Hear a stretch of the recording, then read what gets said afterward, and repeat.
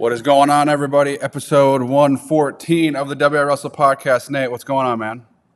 Not much. I've had unfortunately, I don't know why, Jake. I need a sleep doctor, but I've had some very bad sleep the past few nights. I don't know why. Last night my You're still watch so ended up fired up saying, from Big Cheese, huh? I don't know, man. I literally had last night it said I had like 4 hours and 45 minutes of sleep. Oof. Um and like I know that's the case because like I just couldn't fall asleep, and it's been like that. Like I've been exhausted, laying in bed trying to fall asleep, and then my brain is just going still, and I'm still thinking about stuff. So it's taken forever to fall asleep, but we're here, we're thriving now, we're good. But I don't want to make him wait because I know his time's precious. We are joined by a special guest today. He's a friend of the show. He's been on here a handful of times, Mr. Benjamin Askren. Ben, how you doing, man? I'm doing pretty well this morning. Did all my morning stuff and ready to talk to you guys about some wrestling. Heck Heck yeah. yeah, dude, your curly hair's coming back. A little bit. It's not as curly as it was. So, I mean, I got all these issues from when I was super sick, like with my nails. And I think it's because the body goes under an immense amount of stress. So maybe the curls will come back more at some point in time. Well, didn't you? I feel like you said your hair was even curlier when you were young too. Like it was more curly than even before you got No, sick. I never had it. My dad always just shaved my head, so I have no idea what my hair was like when I was little. Okay, I was thinking college, but yeah, okay, fair. Yes. Oh yeah, sure. In college, yes, that is true. Okay. Yeah. Well, we're not here to talk about your hair. We're here to talk about Or Friday are we? night. Yeah, it's actually a hair show, Jake. We need you to grow yours back out. Do you remember when Ace had some really long hair? Do you remember that? That was awesome. Yeah. I won state in the hair net. Not many people can say it. I brought it up last week, actually. I brought up Jake's hair last week on the show. It was really long. You used to pull it when we would train. It was so annoying. In case you had to wrestle the Russians, because the Russians pulled hair. And I said, listen, if you're going to have long hair, it cannot be a competitive disadvantage. So you got to get used to that. That sucked. Fun times. It was so gross. Driving around in his freaking Dodge truck and just going boom, boom all the time and just wanted to be the biggest redneck. And, oh my God. But hey, Ben, you just first question as we kind of get into it, I had for you, and then I think this isn't for those that are listening. This isn't like an interview. It's Ben just joining us to talk about Big Cheese. He got to watch it online. So the question I do have for you is, you weren't in person. Jake and I were obviously there. What did you think of the viewing experience online? Jake's production. Yeah, it was super sad because you guys hosted it at Askren, which is the literal school district that I live in. And yet I could not attend. My family went, so that was good. I thought it was good. You know, it was a really good card of matches from top to bottom. There wasn't really any stinkers. Like sometimes with wrestling, you get where it's like 2 or 3 boring ones in a row, and it really kind of like kills the momentum. Even the ones that weren't high scoring, say Gavin Walters and DiPiazza was not high scoring, but it was still entertaining. So, kind of like the next day I felt that way, and then I went back and looked. I'm like, okay, which matches were terrible? And there wasn't very many on the whole card. Yeah, I kind of felt the same way. I felt like just every match. I think Otto and I probably had to have said this multiple times, but it felt like every match there was just a ton of action. Like maybe not always point scored, but guys weren't just sitting still. They were very like Tristan North and Kate Ahlberg had two second period ride out and a third period ride out back to back by each guy, and they went into overtime going. And I don't think there was a takedown in the first period, so it might have been a 0-0 overtime. Yeah, 0-0 match going into overtime, and at no point really during that match did I feel like all that bored. Like I was entertained. While they were both on bottom, there was both multiple times where either of them either could have had an escape or reversal, but didn't quite get there. So, it wasn't like they were flat on their belly or something to that effect. It was they were both putting the other one in position where they could have been scored on. Yeah. Like Otto says, you come to the Big Cheese to score points. Yeah. Ahlberg does have that. What's that? Josh Otto was a good pickup. He had a bunch of really good one-liners. I guess I kind of knew he was funny, but I never listened. I don't think I've ever listened to him talk for 3 hours straight. I mean, that's a long time. That's a lot of Josh Otto. I mean, that's a lot of RQ too. Shit. Yeah. Yeah. I mean, Jake, you're right. That's two guys. That's two guys that can just talk for a while between me and him. And I don't blame anybody for not wanting to listen to us talk for 3 hours straight. But well, actually, clarify. It wasn't 3 hours straight because my wife is way over there in the room, and she had a criticism. Nate, she said too many wrestling matches. There's just too many, and I thought, hey, it was only 2 hours and 15 minutes. I believe was the actual runtime of the wrestling matches. Yeah. I was entertained the whole time. I mean, I don't know. Maybe other wrestling fans can comment in here. I felt that way about plenty of wrestling events where it's like, dude, this is just too much. Like, I freaking love wrestling, but this is too much. I did not feel that way about the Big Cheese, but Amy did. But Amy also thinks there should be only 5 innings of baseball. So, her judgment, we're not 2 quarters sure of football. Her attention span sounds like it's questionable at times, at least sporting events. Yes, I agree. She actually, what her number one move is, since we're picking on my wife. Her number one move is to come in like the bottom of the 9th inning when they're about to celebrate, and then demand you leave it on to watch the celebration because that's actually her favorite part. That is my fiance's favorite part. It's like, what about all the other stuff that actually happens that's entertaining? That's sports. It can't always be fun. I don't actually want to watch the sporting event. I actually only want to watch the celebration to the sporting event. And be a part of it. Yeah, be a part of it. And then feel bad for the people that lost. Well, that's life. It's like almost like these women are wired very similarly. That's really funny. Yeah. Too funny. Yeah. All right, I'm sorry. We got distracted for asking my wife. Conversation, so let's continue. Yeah, well, let's. You'll have a wife someday, though, Nate. You will have a wife, and you'll understand this at some point in time. I've been telling people lately. You've been, I don't want to say picking on me, but you've just been giving me a hard time lately about not having a girlfriend, which is okay. It's okay. Nate, I did see you in a picture on Instagram with an attractive woman the other day, and I thought, how much did Nate pay this woman to be in this picture with him? Too much. Come on, it's my charm. Anyways, the wrestling. The wrestling. You know what? I will tell you. You guys need to watch. There's this Vince McMahon documentary that I want to watch. That I watched while I was in the hospital. Because otherwise I would never watch that much TV. It was a 6-part series, maybe an hour. Now, Vince McMahon had plenty of flaws as a human being, but I would argue he's one of the greatest promoters of all time. This is the WWE guy? Yeah, he's the WWE guy. I would agree with that. I mean, just amazing. So the one thing I thought you guys could have promoted more that I actually think is amazing, and I'll give you a couple counterpoints, is Kellen Wolbert bumped up 2 weight classes to wrestle Rocco Cassiope. Kellen Wolbert was the number 3 ranked 138 pounder in the country. Rocco Cassiope is the number 3 ranked 150 pounder. I mean, you could make an argument Kellen did wrestle 144 P&L, but he just doesn't cut except for the very, very, very most important stuff. So he wrestled 134 at UWW and he wrestled 138 at Duels in Fargo. I mean, that's impressive because the counterpoint, Nate, is you, and I know because I talked to you because it may have been adjacent to me somehow, but we had guys complaining over a pound or 2. Yes. Right? No, we did. Yes. Yep.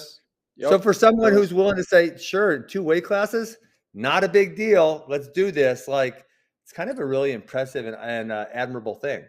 Yeah, I talked. I think you're right, and it's funny you say that. I talked with Coach Agam as well, and he was just giving me some feedback, which I appreciated. And one of the things he kind of had mentioned was his son Grayson did the same thing, right? He's ranked 8th at 150, not two weight classes, but he bumped up to 157 where Scholes was ranked. So those are 2 of our 3 ranked matchups that we had. Head-to-head ranked matchup. So definitely something that could probably have been done better on my part. I didn't really say that about either guy. You got to build up the intrigue. You got to say, is Kellen Wolbert going to get whooped? Something like that. There's no way he can handle 2 weight classes. He's going to get beat down. Yeah, the one guy I did talk about was Hawken. How would he fare going up 2 weight classes? Because Sam Zanton, he's not a small guy. Solid. Like he's a solid. Way bigger when you watch them on the video next to each other. I don't know if it appeared that way in person, but on the video camera, it appeared there was a significant size advantage. He's a really good kid and really strong for his weight too. I could see that. Hawken, he was on fire though. No, yeah. So I think his hand fight. I mean, what? There's maybe Kellen is an argument, and I don't know, maybe one or two other people in the whole state. Like I don't Hawkins' know. hand fight is incredible, and it's so advanced for being a high schooler, and how good he is in the hand fight is that's the thing. Is like Sam is so much bigger, not so much bigger, but he's bigger. I thought in person he looks slightly bigger. Yeah. But I think just if you can't hang with a guy in the hand fight, it doesn't really matter if you have size or not, just because it wears on you so much and you can't keep up. It makes a huge difference. And I think Hawken is just levels above almost most high schoolers in general around the country when it comes to his hand fighting. I've actually just been harassing a bunch of the guys that I work with in my garage about, and Hawken and Kellen are, like I said, they're elite in this category, especially for high school kids. But the ability to move your hands and your feet together is something that takes a while to develop. And then the second point to that would be the I don't even know what it is. I don't know the exact word I'm looking for right now. But if you watch like high level international wrestling, number one, they always move their hands and feet together, and number two, not even for a second do they try to give an opponent an advantage in the tie, right? So at the high school level, you'll see guys hanging collar ties, or I give you an underhook and I sit in the underhook for a while. But at the international level, it's like who did the really good job of this that I was using for example was Levi Haynes.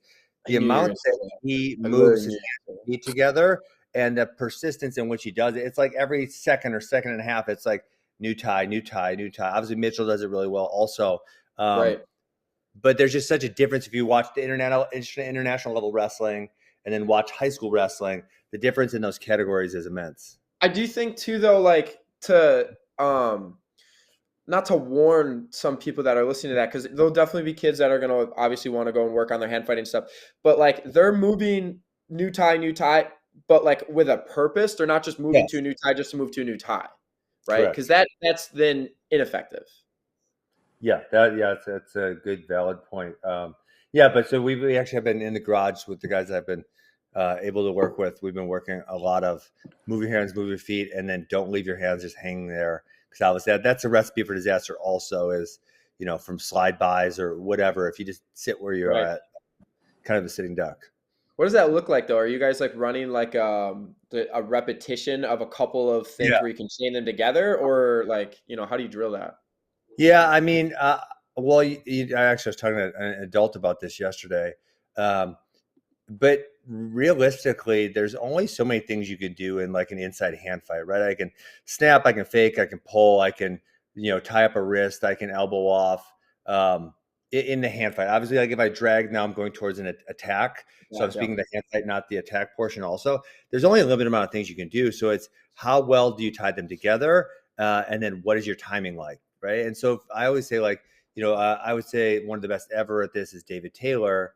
There's only 6 or 7 movements that you can really do, I would say. So it's how well you're going to tie all those together. And so honestly, it's about having a partner who's going to give you a good feel, and then, getting in there and doing it over and over and over and over and over again. And that's there's this one quote I used to say to Aiden all the time when I'd whoop his butt. I don't think I can whoop him anymore. Maybe, never know. Probably not. Is in this book, Chop Wood, Carry Water. It's the whole sentence is something like, you aim with your eyes, I aim with everything. 49. I've been chopping wood and carrying water for 49 years, right? So there's no replacement for the just time. Like you got to just spend time in there and just do it over and over and over and over again to almost a point of nauseum, Yeah, exhaustion. Yeah. Yes. Well, hey, let's talk Big Cheese a little bit. Yeah. I have a question for both of you. Well, Jake, might as well just start with you here. What was your guys' favorite match? And then my follow-up question too that we could kind of get into is, who do you guys think the biggest winner of Big Cheese was? Just like in general, who kind of came away for whatever reason? Maybe it was matches, maybe it was their promotion. I don't know. Yeah. Who was our biggest winner coming away from Big Cheese? I know who I like, and I'll just say this is an especially non-biased answer because he does not train at AWA. I had never really watched Preston Krieger. Oh, and damn it. And I thought he was fun. He got down in the first match. He worked hard, worked his way back. Down like 7-2, I think, at one point. Yeah, he gave, I think maybe, you're right, 2 takedowns in the first period or something. Very methodically worked his way back and then had the big slam. I know Shane Sparks was celebrating somewhere on that one. And then in the second match, he here's the big slam I'm talking about. Oh, big slam.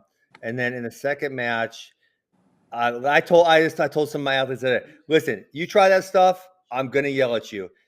I believe he was up by 5 points, and literally the only way he could lose was going to his back, and he still tried. This right here. Yeah, he's up by 4. Oh, bro, why are you trying to laugh? 12 seconds to go. Like this, that's what. Sprawl. Please, for the love of God, just sprawl.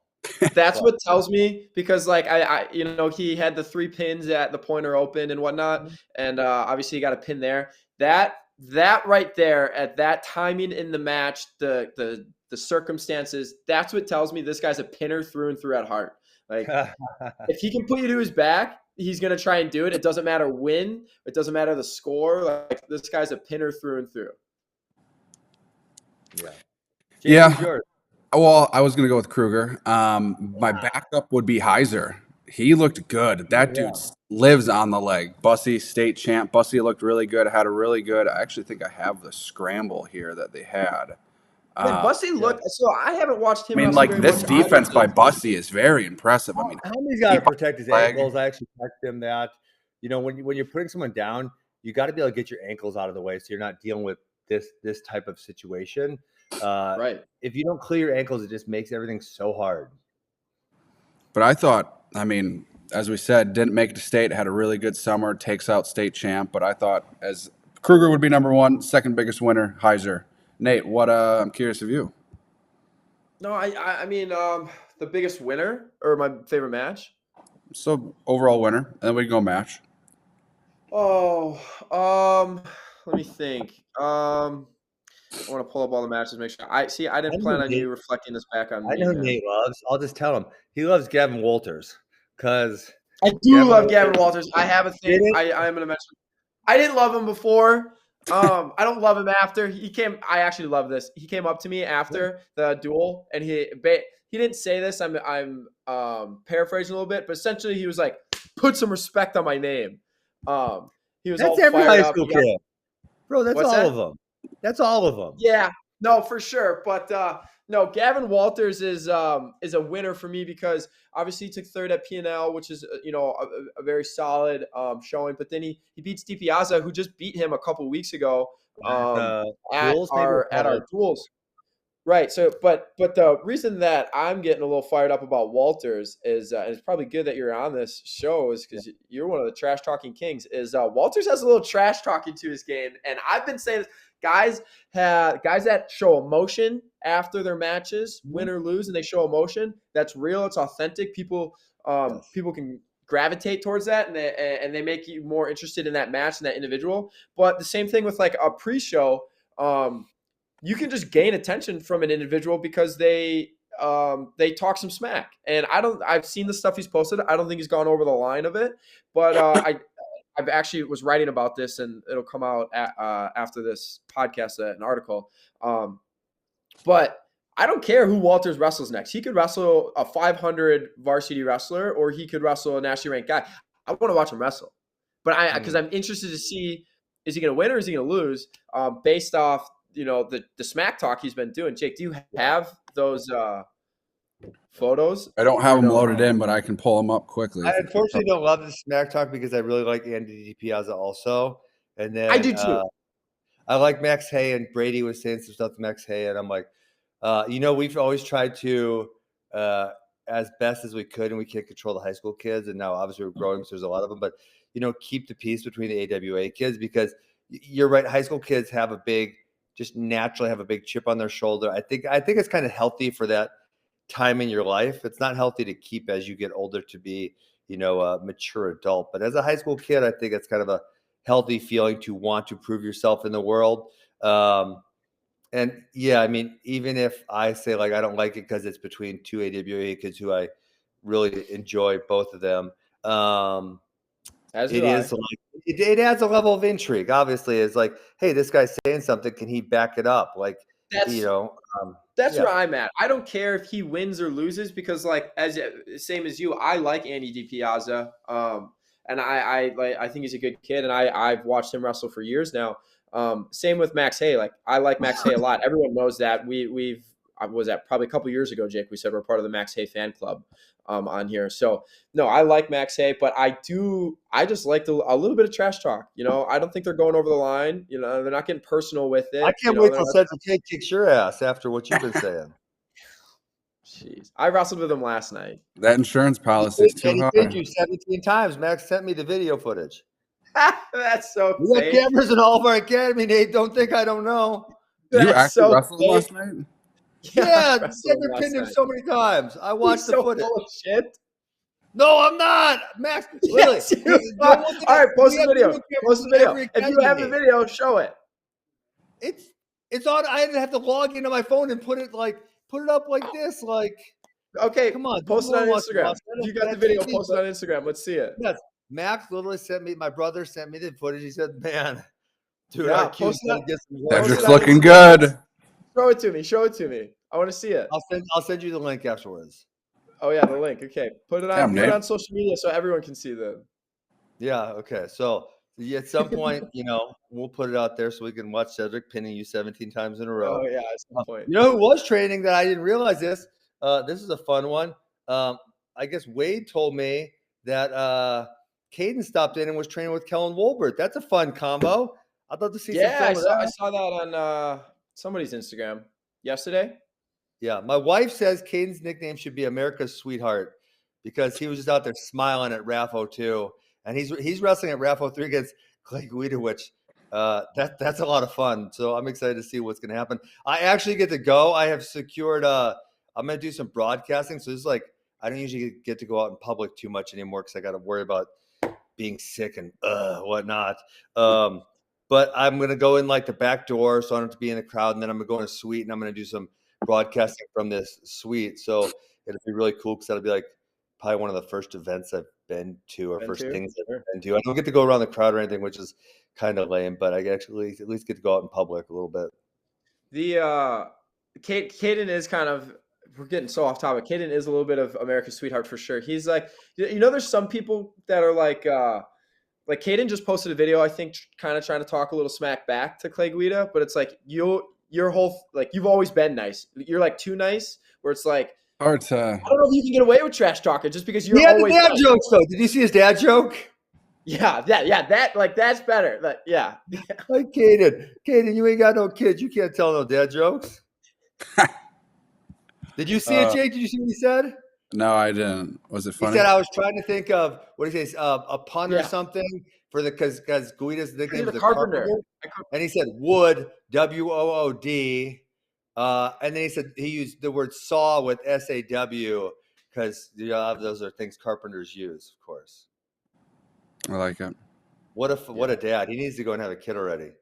It was. He's getting married in spring. Oh, really? Yeah.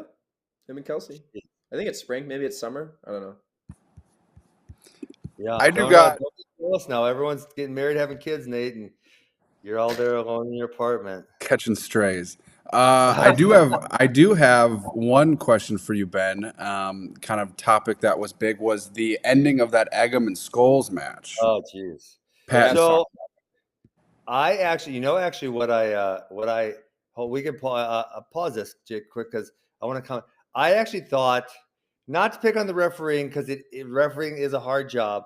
I thought the call in the girls' match was worse. Stall call. I hated that call. On her belly, was up 8-7. I thought she was being active. I didn't think she was stalling. 1 point ties it up, restart, reversal, and the girl who was on top, I don't recall her name, but she lost. So I actually did not. Vaughn was on top, yeah. Vaughn was on top, and that would have been an upset on paper. That would have been an upset. That would have been a big Look at this. Yeah, that one right there. I did not like that call at all. Like, she's getting breakdowns. She's working to wrists. She even got off to the side. I said that. I said that live on the call with Otto. I said you can't. I said she just broke Reisler down, and then Reisler's on her belly. You can't give a stall call to the girl that's on her belly. Like she has to at least build up. At the very least. Yeah, I agree with like that. So I did that was called I didn't like horse. On the egg and match, I have multiple feelings here. So on the one side, which everyone is saying, well, the guy scored 16 points, which is a very valid point, right? And a lot of it was counterattacks because Eggum Scholes was getting too aggressive. Nevertheless, he still scored the points. But then on the other side, it seems like kind of like so simple is there were so many times where he just conceded and back straight out of bounds. So it's like, especially when the referee so by that point he'd made what 4 stalling calls. You kind of know how he's calling it. I do think he was rather ahead. consistent in this match with his calls. Like Yeah. he was calling it the same each time. So it's like you see that you should adjust. But by the time you get to the 5th one, right? It's one of those things where I would say to one of my athletes, I would say, "Hey man, if I gave you $1 million, would you stay in bounds?" Like you would have. Just getting back. You would have figured it out. I promise you would have. There would have been a way. You would have shot to a leg and held on. You would have done something. Your butt would have stayed in bounds if I said you get $1 million staying in the circle here. Like so, he conceded his way out of bounds. So on the one side, I see it as he did score a lot of points, so it's kind of hard to call that. On the other thing, I say like, well, he could have just solved it himself by refusing to go out of bounds. He could have done it. So I did have some. I had a lot of thoughts on this match as well. I do agree with you on a lot of it. I think one of the things a couple people were saying, I know like in the Facebook comments, is that Scholes was like straight up just lineman trying to drive him out of bounds. Maybe sure there's a little bit of power to that, but how do you like alleviate that? As you circle, you gotta, you snap and circle and you do pressure that. Back. Right. Like you pressure. Well, if you can't, if someone's going to be stronger, if you're just going head to head, but you can circle and change it. Like, you know what I'm saying? Like you can circle. Okay. So obviously here, I'm going to disagree with you a little bit, Nate. So in wrestling, if we have two people pushing against each other, right? No one is ever, or generally speaking, not pushing at max strength, because if you push at max power, the power can be used against you, right? You can get ducked, dragged, slid by, snapped. There's just a variety of things that can happen. And so actually, and I hate this when someone says, well, they're pushing him out of bounds, they're trying not to wrestle. Well, no, I'm trying to push you because what I want is I want the reaction. Back. I want the pressure. No, that's what I hate. The rule is that I believe this is the rule is you, and I hate this I can't even express how much, that you have to let them back into the circle. Like you'll hear referees all the time, let them back in. Bullshit. I'm not. Why would you let someone back in? Like if he needs to get back in because he can't go out of bounds, then he needs to do something that is going to. So I said it on the call. Like if it's circling, you may expose your legs more because you have to fight to get in. That's why I'm pushing you so hard. Or like if you push back really hard so you don't get driven out of bounds, you might get snapped. That's what I want. And when you're not doing those things, I do believe it's stalling because you're not willing to put yourself at that risk. Because you know that there's possible outcomes. Yeah, if you think about the longer strategy of wrestling, not just like within the seconds, it's like if the referee's consistently and properly called that situation, you would get pushed back. And so then when I pushed you, I would get the push back, and then I can use that for a variety of different offensive attacks because, not to get too technical with wrestling stuff, but like the actual proper way to push back is to not over push. But then, so if someone then pushes harder, then I need to increase the pressure back, right, to resist that pressure. And like we talked about at the international level, if you draw like a difference between these, is like international level, it's very rare you see someone get off balance because of the pressure, because they've figured it out, because they've been chopping wood and carrying water for 49 years. Then if you go watch kids wrestling, like kids are getting off balance all the time because they just don't understand how to use their body and pressure. So if you call that situation properly as a referee, right, as the person going out of bounds is the one stalling because he's refusing to give the pressure back. The pressure back is what could then create the offense for, right? And so we're really just talking about a bicep collar, but if you talk about like an over under, right? I don't love it, but I get pressure, then I lat drop. I get pressure, then I whizzer kick, right? There's a variety of holds. So if they called that situation consistently and properly, I would get the necessary pressure back to do more offense. Yes. Yeah, I agree. And when the guy is going back like that, it makes it hard to attack because they're stepping back and you're always having to come forward. Yeah, and honestly, that's like you guys talked about how good Hawken is, and I don't disagree. He's really, really good. But that's one of the things I'm on him about is he pushes at a much higher percentage than he pulls, and he tries to attack off his push a lot. When you attack off your push, you're attacking at someone moving backwards, which means they're going further away, which means it's much harder to get to a proper attack. If I pull effectively, I'm moving them towards me, then it's easier to get to my attack because someone's coming at me versus going away from me.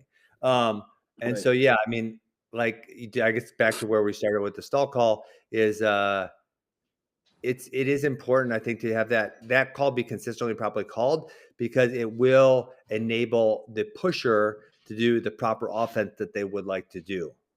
Yep. Hey, I'm sorry. I got to leave. I got to go. You know what I got to do today? It's so annoying. I got to get a white blood cell shot because Amy gets mad when I talk trash on the doctors, but you give me all the immunosuppressants to make my immune system good. Now my white blood cell count's low. Now they give me a white blood cell shot or something. I got to go to the hospital 3 days in a row for it. It's so annoying. Is this your third day? What? This is my first day. This is my first day of it. So, yeah. Okay. And then actually the fourth day, I got to go to get a blood test to make sure that the shots worked. So busy. I had to go sit in this IV for 3.5 hours to get. Hey, you're getting out of the house. All my problems. Find the positives. You're getting. I'm not dead. I get stuck with wrestling. All right, I gotta go. See ya. Jake, who do you think that was fun? That was funny. I'm not. Yeah, I'm not dead. Put that on social media. What was your question? Who do you think the in your opinion biggest winner of the weekend was? My in the comments real quick while you give it a chance to think. Nick said that he thought it was August Lubinsky, and I don't think that's a bad pick. I think anybody that's willing to step up and wrestle a guy as good as Cam Rugg is. I mean, Cam's a nationally ranked caliber type of guy. On under 24 hours notice, anybody willing to do that, I think is really impressive. And that's a big win. Not to mention the fact he did ride him out for a full period.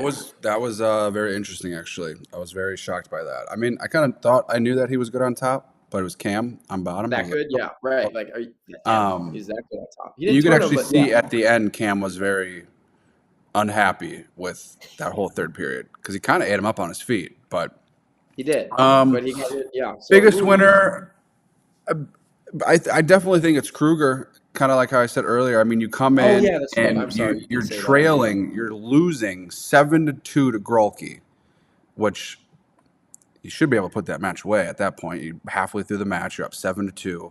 But dude, Kruger got to his underhook, got the takedown, and then, as Otto said, with authority, that mat return. Oh my gosh, that's how you put an end to a match. And then the follow that up against Nehemiah, who looked great against Matthews. And I want to say this, Matthews was completely different than I thought. I hadn't had a whole lot of time to watch Matthews, but that dude came out like a freaking buzzsaw. I was shocked. I was like, I thought Nehemiah was going to be the one pushing the pace, getting to the attacks. Matthews was all over him, gets the first takedown, and I was like, whoa, this is crazy. And I'd say that really, I mean, probably almost for the first two periods, it felt like it was a lot Matthews, right? Like pushing the pace and very aggressive is how it at least felt to me. Don't have that clip. That sucks. I think Matthews, after again, I hadn't watched him very much either. He's in Riverdale and it's not exactly right next to us. So I'm Matthews. There's no way, essentially in my head, there's no way he's repeating. Yeah. And 100%. That's how he's wrestling all the time. And if he's not, he should, because that was incredibly impressive, even though he lost. I'm assuming Matthews is, or maybe not a football guy because we competed on a Friday night. I thought he was. I'm not positive on it. If he brings the heat like that this early in the season and he gets a little bit of gas tank, I also think one thing for him that could go a long ways is a little bit of match strategy with when he is pushing the pace, because there was a couple times where I'm like, why are you sprinting right now? It doesn't really tell him. Give him your advice. You're the big guy. Because when you're wrestling guys Nehemiah, you have a little bit of size, slow him down, then sprint. It was kind of chaotic at points, and it did shut Nehemiah down. But then towards the end of the third period, I mean, Nehemiah was kind of having his way. But if you can reserve some of that gas, you can put that together for a full 6. I mean, obviously, the season isn't started yet, so we got a long time to get into shape. But like if you run a mile, here's an you're not going to sprint the entire thing. You're going to. If you sprint the first lap and then run the 3 after that, you're going to end up running a slower time than if you just went at a consistently up-paced tempo for the 4 laps where you had enough energy. Where you just learn to use it more efficiently. And especially in wrestling where you can kind of delegate when you're going to use your energy, and like if you're in a shot, you can sprint. If you need to get your hands in, you can sprint. And he kind of just moved a mile over the mat. But so I thought that was interesting. That was a huge surprise. And then with Nehemiah and Kruger, it was 1-0 Nehemiah in the second period, and Kruger kind of just kept doing his thing. I mean, he had upper body attacks, he had lower body attacks, he had huge mat returns, he had lat drops. I mean, he kind of showed us the whole spectrum of attacks. And as Otto said, he did it with authority. I mean, that dude looked great. So I would say overall, that's my biggest winner. I think I have a few others that were just like, whoa, but you go. I was going to say, I had one piece of advice for Matthews, other than kind of what we mentioned. But my one piece of advice, if he's listening to this or if he hears this, is go back in the room and for the next 2 weeks, like spend 20 minutes a day working like single leg finishing.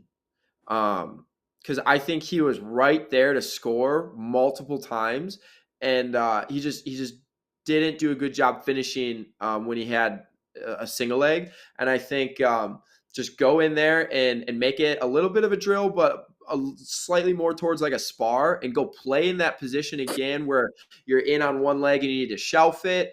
Go play in the position where you have it up in the air already. Like, you don't need to drill the whole just shoot a single leg. Like, yes, you can do a little bit of that, but go play in it and understand the concept of like handstand the legs. They don't reach up to the hip. I'm not going to try and jump across to his far knee. I need to instead just be shelving that leg, circling, shoulder in, head tight to the body the whole time.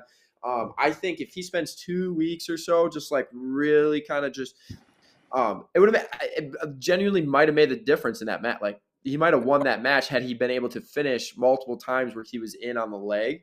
So I think that was like a very easy, but like stood out. And he gets away. I mean, when you're wrestling the top people, that's where you gotta, That's the adjustment. Yeah, like that's the adjustment. That would be my advice to him. But I thought he was, I thought he looked good, and I think he's definitely a guy that, I mean, I'm thinking would be a repeat this year at state. So 100%. I was gonna say different guy though, also in Division III, Roger Flaggy. That's great. Is he just firmly in the driver's seat, do you think, to win a Division III state title now? Because after seeing that, that's kind of where I'm at. I mean, we both picked Ari, and he neutralized everything. He looked great on top. He looked great on bottom. He looked great on his feet. There wasn't a second in that match where I thought that Ari was in a position to change the outcome of that. I mean, I feel like Ari's movement wasn't – he just was kind of straight on with his attacks. Fleagy was very easy to, defend and get to his stuff. But that takedown on the edge, I think it was the only third. I think it was in the third period. It was on the right-hand side of the mat if you're looking at it from the viewer or the scores table. Got to like good finish, kept his feet in bounds, like very textbook. So no, I would say Fleagy, he's going to bring home a state title. I think if he can wrestle like that every time, then there's no doubt, because the way he wrestled was very good. And it was like, I mean, he didn't get a chance on top until the third period when he got that takedown. That was the only, I think he had a first period takedown, but it was like at the end of the period, like there was no time on top. So like, and then Ari chose neutral in the second. So I think it was Ari chose neutral, but yeah. So like he didn't even get a chance in what I would consider his best position, basically till late in the match. And I thought he was impressive, and I put him as my pick probably to win a Division III state title. I would agree with that 100%. Before we go any farther, shout out Live It. Make sure to check out Live It. Every wrestler knows the feeling when your body quits before your mind does. Most supplement companies don't understand what wrestlers actually need. They've got the Recover product, the Activate product, and the Recharge product. Make sure to check them out at liveitnation.com and use coupon code WIwrestle for 10% off of your order. You guys are going to need it. We're getting close to season. But keeping going with what you were saying, trying to think we kind of were a little over. Well, I wanted to talk about, we are all over the place. I think we're going to continue with that theme of no theme. Also, Big Cheese. fair warning, I might run out of disk space on this laptop. So when that happens, I don't know what's going to happen. I don't know if it shuts the stream down. I don't know if it just stops recording. We've been having to record the episodes for technical issues, but I don't know. I just got to pop up. So disk space is low, so I don't know. Okay, that I love. Good preface. Good preface. If it shuts down, we'll continue next week. I want to talk about Collins versus Koss. Mm-hmm. Like I give me your thoughts on that match. Let's start there. I feel like Collins kind of controlled every aspect of the match. Beautiful takedown. I think it's funny when Otto said this is my favorite finish of a takedown. It's like the most generic finish to a single leg. This was the takedown in the second where I was like, he was just too much to handle. I mean, he kind of just big dogged him here. Great shot by Koss, but Collins just knew where to put his hips. He knew where to cover. Gets the two. And that was kind of the staple. I think Collins is looking great. This is probably the best he's looked. And Koss is, I mean, no slouch. That dude's top 20 in the country. It's very good. So my thought was, did you see, going into that match, did you see it going that way? Because I did not. I picked Brady, but it was one of those situations where I was like, I'd seen Koss wrestle because he wrestled at the Husky, right? And I knew he was really good. And I was like, I mean, I could see him winning, right? I don't know what he was training like before. Obviously, he took this match late the week of, but I was like, I could see him winning this match. And then when the match unfolded, it did feel very just like Brady was in control of this match a lot. They had some good exchanges, but Brady I wouldn't have said that Brady would control the way that he did. I would have suspected him to win just with the way he's been wrestling. I mean, ever since Fargo, he's been kind of a different Brady. Yes. I would have thought Koss would have gotten a couple points, maybe a little bit more back and forth. But, I mean, Brady looked great. He put him on his back, and he ripped him through on that cradle. And the only reason I think he didn't finish that cradle, at least it was hard to see a few of those things on that far corner of the mat. I couldn't see the Eggum Skulls one. That was hard for me to see with that cradle that was on the edge at the time. 3. I think that was 3. I do think it was, once I rewatched it on the stream. A cradle on the hip. Yeah. So, well, I said that. I said, because Otto's like, is that a takedown? I said, if he has the cradle locked up and he's on a hip, it's a takedown. If he's out front, it's not. And then I couldn't tell very well. I also wasn't wearing my glasses when I was commentating. So I actually couldn't see that well over there. And I was like, I don't think he was I was like, I think he was just out in front. Watched it back on the stream. I was wrong. He was not just out front. He did have him on the hip. So I do think that was 3. But yeah, back to Brady. I thought that, what was I saying? Oh, he put him on his back. The cradle that he ripped through, I think the only reason he didn't was able to keep him there is he actually went too fast, too hard, too fast. Yeah. The momentum allowed Koss to break out of it and clear it. Speaking of a cradle, too. What? I have a different clip of a cradle, and this cradle is a thing of beauty, movie, right? Dude, if you want to keep talking about Collins, but this cradle is a thing of absolute beauty.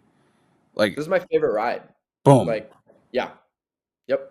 Just go. And he readjusted, close to fall, readjust, but he gets it. But dude, I mean, Moody put on a great ride. I was just watching this one back this morning, this match actually. And you can go.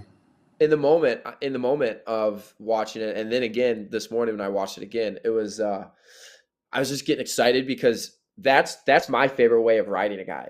That cradle ride on the ankle and literally grabbing wrists back and forth from wrist to crossface, far side cradles back and forth. I was just watching this. I'm like, oh, I'm just sitting there this is amazing. This is beautiful. He's just doing such a great job. You keep that ankle for as long as you need to, but once you try to jump to that far side cradle, a lot of times just with the chest positioning, and because it's far side, you need a little bit of extra length. So you kind of dip on that ankle for a moment and you go for it. And if you miss it, you come back to your ankle hook. And he was just, oh my gosh, he was just chaining it together. And when you get really good there and you get really good at that ankle ride and you can chain with the wrist and be annoying and then just start to open them up and hit that crossface. When you can chain that together, it is very difficult for people to get an escape. And he also does this thing that I don't see a lot of people do. I do it a little bit because people will try to sit through and limp their foot through to clear that ankle. What he was doing is he crosses his back foot. I don't know if you have of that. I don't know if it's on the clip that you were just showing, if he was doing it in that, but you do see it in other situations when he was cradle riding. No, he doesn't do it in that one. Okay. But so when he's on the ankle, he'll hook his own foot, kind of like figure fours it behind his own leg. And it kind of secures it in there a little bit. It makes it really easy if you want to throw a leg in on that side, but also like if a guy tries to limp leg through and sit to clear his ankle, it kind of helps stop that from happening. I just loved watching. It was so well done. Yeah, if you're a freshman and you're doing this stuff on top already, you're in a good position. I think that that is a huge skill set to have, being able to ride and score points like that. Speaking of someone that got a fall that I also think is a big winner, I think Underwood is a big winner after this weekend. 3-time Big Cheese champ. He took out Cam Rugg his first year. He took out I'm going to blank on the name the last year. And then he takes out a red hot Tegan Moore by fall in the second period. Very impressive showing by Underwood, and just good. I didn't see that coming. Like I think we both picked Moore. I did. I picked Moore. I felt like he would Underwood could or might win, but like Tegan Moore was my guy, so I wanted to pick him. But I did not see it being like that way. Like I didn't see him winning that way. You know what I'm saying? Like by pain in the second period, and he looked dominant doing it. DiPiazza was the other guy he beat last year. Another good win. But dude, I'm just looking at all these clips. Speaking of hand fighting, this is just a master class of his feet, his hands. I mean, look at that movement. That's crazy. I don't know why it looks like it's sped up. Pow, pow. Hop one, back, hop, boom, and back, boom. Oh. And like kind of what Ben said, you just got to do that for hours, thousands of reps. I mean, that movement right there, you can't tell a kid to go do that. That's from like understanding what you're supposed to do and then just sparring and just trying to do it over and over. That's all that is. And finding the feel. But yeah, that was very impressive. What else? That hand fight too, when the guy's just on your head, like the WIwrestlers were and are very good at that. It is so annoying. Oh man, when they're just pawing at your head all the time. Charlie does it a little bit. Yeah, it is very annoying. What else from Big Cheese? I'm looking at the notes. I feel like we've been all over. We've watched all the clips. Had a lot of clips. Shout out to the fans. I mean, this was like an hour before we started, and that that was so early and it was full. So we had to put out 4 more additional, like the rollaway bleachers weren't even put out at this point. Yeah, we had the mat side seats, and about an hour to go, we were like, "Do we have to roll these things out?" And then we're like, "Yeah, we have to." And they filled up all of them. We had at least 750 plus in that gym. I don't know the capacity. I mean, I think we were fine on the code when we got through it, but that place made it through. The way that the ticket sales were going, we were looking at it and we were very happy with the way it was going. And then within 24 hours, we sold 250 plus. And I was like, whoa. And then we're like, what's the fire code? How many can we actually fit? Do you have extra bleachers? Do you have more chairs? But man, atmosphere was amazing. That was fun. Can't wait to do it again. I'm pumped for next year. I think Kettle Moraine might have to be the home of the Big Cheese. How do you walk away from something like that? I know. And shout out to Drew, Charlie, the whole crew. Man, you guys do it right. We've worked with you guys twice now. everything. Facility was great. Volunteer help was great. Hopefully, everyone that was The in custodians were great. They were so nice too and helpful. Like everybody at Kettle Moraine was fantastic. Just great people to work with. And so hopefully everyone that was in the crowd felt the same way. Hopefully everyone had a great experience, because that's always one of our things, to make sure that everyone, whether you're watching from home or live in venue, it seems like that's kind of the way everyone seemed like it was good. But anything else from the wrestling? I know we've got an article coming out later today with some more of a recap. If you haven't checked out my biggest takeaways, that's on Rokfin. Yeah. I'd say give me 15 minutes after the show and it's done. I got like one paragraph about to go. Winners and losers article. We got some winners. We got some losers. It's the way she goes. Toby Keith song. I don't know. The winners and losers. Oh, I love this bar. Yeah, R.I.P. I love this bar. Shout out Combat Corner. Make sure to check them out. CombatCorner.com. We got our gear.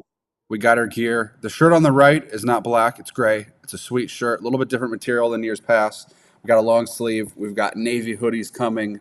So make sure to check out Combat Corner, not only for our gear, but for any gear you guys might need or want to order in the future. I mean, they've got every shirt option. They've got singlets, 2 pieces. So make sure to check them out. Easy to work with, located right here in Milwaukee, Wisconsin. And then shout out to our favorite farm, Grappling Gardens. Our favorite farm. GrapplingGardens.com. They've got all the official farm of WIwrestle. There we go. Produce, syrup, honey, you name it, they got it. Make sure to check them out. You can go to any of the farmers markets. They've got those updated on their socials and whatnot, or you can actually go out to the farm, or you can shop online. So make sure to check them out. But I got 2 things left from Big Cheese that I don't know if one of them. Anywho's, we've been talking about Preston Krieger, but rightfully so. Where does he? I mean, now he's up at heavyweight. He was at 215 last year. Where do we think he slides in amongst, like, if we're making tiers? Is Tyson Martin tier 1, Kale Ice Gang tier 2 by himself, like tier 1 island, tier 2 island, and then like, or how? Where do we put Preston Krieger among the heavyweights? Does he go? I don't think he goes above Lice Gang and Martin. I think Martin's in the driver's seat there. God, what was the heavyweight bracket at Freestyle State? How'd that play out? Put him above Mackay? Does he? Does he fare like what? Oh, that's a loaded question. I need to look at that state bracket. Who won that state bracket?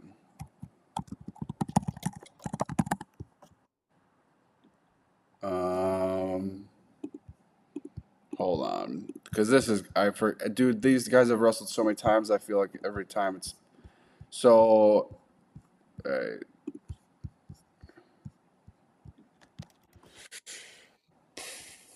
I think Tyson Martin is tier 1. Yeah, I'm there for sure. Tier 1, Tyson Martin. Oh, so we just ran out of disk space. It's not as bad as I thought. It just stops recording. So it should still be live. Defeats the purpose of recording. Anyways, Tyson Martin is tier 1. I think teching Lice Gang at Freestyle State. I think tier 1 is Martin. I would say tier 2 is Mackay and Lice Gang. And I would say knocking on the door to tier 2 is Krieger, but we need to see him in action against those 2 guys. I'm not sure where, if that will happen this season. Preston did pin Nehemiah. Well, he already beat him again, but he did pin him also at Freestyle State. Yeah. So he's pinned him actually twice now. But like, the Martin Tech fault crew. Like Vanderheiden, obviously, and Gormanson were the 2 heavyweights, big time heavyweights that graduated. So Vanderheiden teched his way, or it dominated all the way to the finals. Martin did tech Kruger. Martin teched Rogers and teched Lice Gang.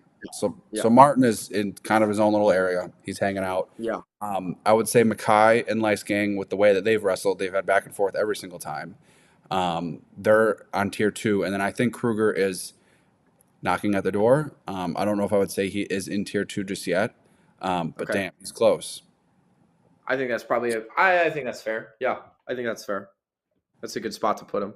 I think there's Yep, I'm with you. And man, Martin really made that move up to heavyweight. He looks good.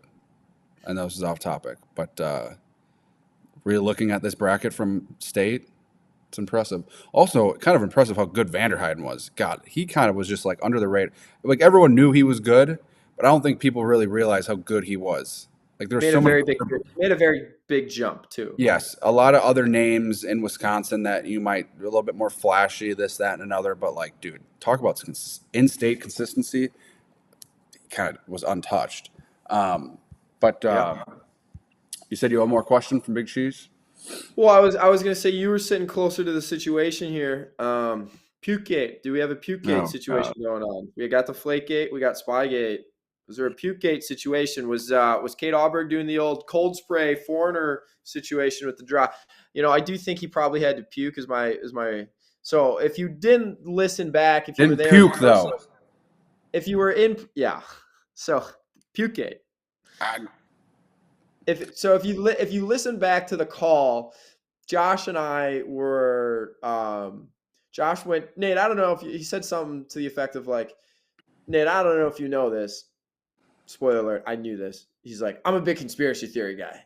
And I'm like, all right, put our tinfoil hats on here. And he's like, is Auberg fake puking to get some air because he's tired? And I was like, I don't know. Maybe. Is he not puking? So do we have a Pukegate situation where it's the foreigners use their cold spray? Maybe it's not against the rules. Maybe we're just gotta go dry heave over a thing real quick, catch our win, go win a match. He did win the match. He got the takedown. I don't know. There was no puke scene. I didn't see any puke. Didn't smell anything. It's within the rules, I guess, if you want to take your injury time. I thought it was funny. I just thought it was funny. Do you? Yeah. But no, it's like, just go wrestle, please. I mean, if you're going to puke. But it was definitely interesting. That whole match was just interesting. North rips a lat drop. Otto was like, why is he throwing a lat drop? Very interesting. I thought at one point North was going to be able to slip out of the legs. Auberg can keep you down. Just when you think that someone's going to pop out the back or finagle their way out, he somehow keeps those boots in and does it super well. And he does it consistent. Like I've seen him do it so many times that like Otto's like, North is about to get a reversal here. And I quite literally was like, no, he's not. Auberg's really good at not giving him up for some reason. Like he's way out of position and he's going to recover. That's very impressive because, I mean, we've all tried the leg ride before. I'm awful at it. But, like, you get that high, it's almost like you might as well just get the two. That might have been the most entertaining 0-0 overtime match I've ever seen because it was very entertaining. Yeah. I did have you on the edge of your seat a few times. But I'm a big fan of North. Comes out Big X, the largest. That was a good start. That was I know you did your walkout song article. That was my number one, was Big X. Well, do you have your top 8? Oh, I just threw the list away. It was, I actually wrote it down. It was Big X. It was North. And then number 2 was, I want to say Iron Man was Eggum. And then Fleagy and. Same with Enter Sandman. Fleagy and somebody was. I have the list. So like I like Iron Man, and I like respect some classic rock, dude. Ozzy, Black Sabbath. Yeah, but it's just everyone uses today's age. You could say that 50 Cent. My stepdad, that's all he played. Iron Man will never get old. That's better than some of the stuff they played. Iron Man was up there. Enter Sandman was on the top 8. Ain't No Love in Oklahoma was a very good song for 2 different people. It was Fleagy and somebody else. Kaiser had a very good one that was on your list. Fleagy and Underwood. Take It or whatever the song was called by Moody, or not by Moody, it was by 50 Cent. That was a good one. Hate It or Love It. It's not called Take It. No, I don't know rap, but I do like that song. I don't know what else, but no. Number 1, the largest. When that came out, it's funny because they're like 150 pounds, so they're not the largest. But no, that was fun. The walkout songs were sick though. That was a good addition. I'm glad we're able to make that happen. So go check out that article. You list them. There's a Spotify link to go check out all of the Big Cheese songs. But the number one song that I didn't actually even put on the list, but like the song that I felt was the like I didn't have it on my Spotify. I had most of those songs already on my Spotify, so I knew them. But the number one song that I didn't have on my Spotify that didn't even make the list, but I'm like, I've listened to it probably 5 times and I shared it with like, I don't know, 5 of my friends. I've sent it all to them. Like, listen to this. You're going to like it. Was Grolke's song. It was called, where'd it go? Living on Borrowed Time by Breaking Rust. And I looked it up. It looks like it came out this year. That song is just good. If you haven't listened to that song, Jake, I'm willing to bet you're going to like it as well. I'll check it out. Living on Borrowed Time is also a very good John Party song. Living on Borrowed Time. Yeah, it is. That's all I can give it. Those 3 words. Or 4 words. Power was my number one song, though. It's like, that's not overplayed. It is. I said that. It is like one of the number one used fight songs and like walkout songs. But it trumps all that because Power is just so good that you can't overplay it. Like you just can't overplay it because it literally it starts off right and it's just like you hear that song and all you want, like you're just hyped up. Cole, pow, Austin, Iron Man. No, that intro. You don't even need lyrics. Just the instrumentals, man. You just know it. Power's the same way. As soon as you hear the first, you can play 1 second of that song, you're like, Power. Wow. But no, that was very fun. It was a good time. Check out all the matches clipped. They're all clipped on Rokfin, so they're all out, able to view. Anything else before we sign off? No. Tickets are going to be live in 56 minutes, though, for Little Rock versus University of Minnesota. Boom. Charlie Millard right there on the left. Mr. Matty Bianchi on the right. This is going to be live at Homestead High School. As you can see, December 4th. The high school duel is going to start at 5 p.m. between Arrowhead and Bayport. That's a rematch of the D1 state semifinals. 2 very good programs, 2 state-ranked teams again, I'm sure. That is going to take place right beforehand. So if you want to watch that high school duel, you do need to buy the tickets for the college duel. The tickets get you into both events, but we're not able to sell tickets separately when they pair right back to back. We can't just kick everyone out to bring them all back in. So you do need to buy tickets for the event. Don't wait. I can't stress this enough. Again, we sold out in under 48 hours last year for the college duel that we brought back here. There's so many Wisconsin ties that there's going to be a bazillion people buying tickets, not to mention the fact that it's going to be a good duel. Yeah, I don't wait on this one. We gave a couple people that have family wrestling in it early links, and some of those tickets are gone. So don't wait. So I can't stress it enough. 11 a.m. 56 they will be minutes away. Live. 55. But we thank you guys for tuning in, and we will see you guys next time.